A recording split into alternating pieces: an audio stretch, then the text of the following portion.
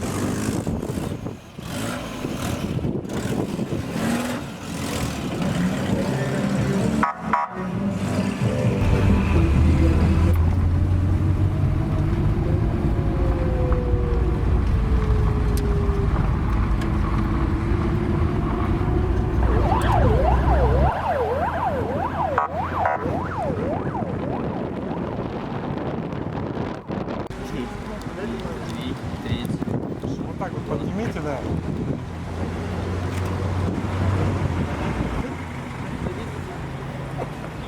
Здравствуйте. Читайте, вспоминайте, когда забудете, и не нарушайте.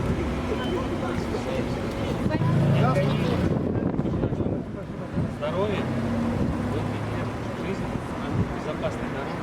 Очень приятно. Подарить вам небольшой сувенир, чтобы вы вспоминали. О, это нужно. За подписью начальника ГИБДД Ровесского района.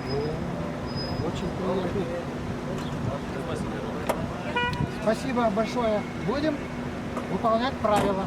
Соблюдайте. Вот еще вам презент. Фамилию не скажете, пожалуйста. Движение, стрелка, взглядов.